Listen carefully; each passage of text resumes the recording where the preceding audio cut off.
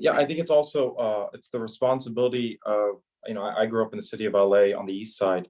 So I would say it's also the responsibility of my family, my community members, our community members, the people that we serve when I'm working in law enforcement, to inform themselves with the information as well. You don't necessarily have to have a face-to-face contact with an officer to be able to research certain numbers that we produce.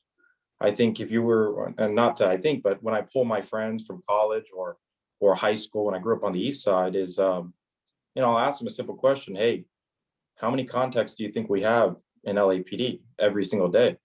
And the number is 5 to 6,000 a day, which is like 1.6 million a year. And so then from there, I ask them, I say, hey, what's the percentage do you think of those contacts throughout the year that results in a use of force? And I'll ask them a simple number. I'll say, well, even Sean, I mean, even if I ask you, like, what do you think results in a use of force? And I'll explain to them what a use of force is for us. It could be anywhere from a shooting or as minimal as a complaint of pain from the person. And a lot of times we'll get these numbers that are random, that are, anywhere from 40, 50, 60%, sometimes as low as 10%. And then I'll ask them, I say, well, what do you think would be the best law enforcement agency in the world? Like, what do you think is the number? In fact, I'll ask you, Sean, what do you think is a respectable number that is, that's the best law enforcement agency in the world? Out of 1.6 million contacts, what would it be? 5%? I don't understand your question. What do I think is the best law enforcement agency in the world? Yeah. Like what would be an acceptable number of like uses of forces? Anywhere from a shooting all the way to someone complaining of pain. Nationally? No, just whatever you're the best law enforcement agency in the world. 10. 10%. Yeah. So that's usually a number that I get from my buddies. Currently, we're at less than 1%. And so it's like when we have these discussions with people, with my friends, with community members, or with leaders of the community, and we're off by a huge number, 4% or even more, it kind of shows to what Lieutenant Merlot was saying of that sometimes what we perceive is not always reality.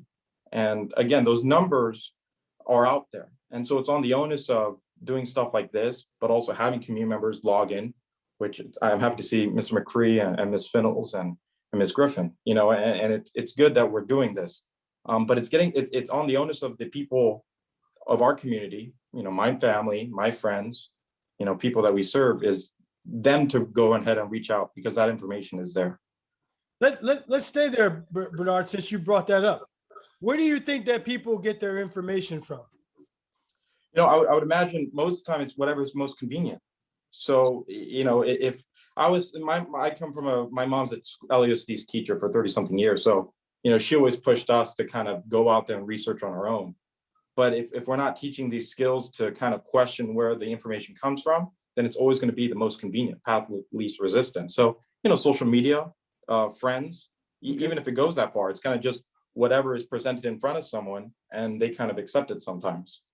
So let me ask you this. When it comes, I'm going to ask you a question because oftentimes we say things and there's two sides to the coin all the time. Yes. So I'll ask you, where does law enforcement get their information from? And I'll ask you a question since you asked me a question. Yeah. How many officers nationwide do you think die from homicide every year? Die from homicide is like someone killing someone else. The bad guys are killing cops. How many officers nationwide do you think die at the hands of a bad guy killing them? Yeah, I know most of our deaths are through like traffic accidents. And so I would say nationwide last year, maybe 60, or homicide, probably 40. Great guesses. Great guesses. We've had officers come on here, in-person game changer events, and declare to the community members that a member of law enforcement is shot and killed every day in this country. No, yes, of course not. Right. So where are they getting their information from? And why aren't they educated on their own profession? Your point is very well taken. All of us as American citizens have access to information. You know what drives me crazy, Bernard? When I'll have someone who's 19 years old, who's always on their phone, and I'll say something like, the Black Panther Party. Well, what is that? Dude, you got a phone. Look it up. You'll remember it better if you look it up yourself than if I tell you. People are intellectually lazy for the most part. They want people to spoon feed them all of their information rather than them look it up themselves. And members of law enforcement are guilty of that too. I want to share this with you, Bernard. Thank you. I want to share this with everyone.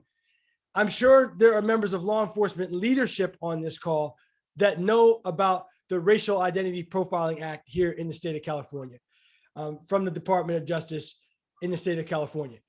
And it has all of the traffic stop data in the state of California where you can see what has been recorded by members of law enforcement as it relates to who gets pulled over the most, who gets searched the most, who gets pulled over the least, who gets searched the least. And members of law enforcement don't know that. They are as in the dark about that information as your regular community member.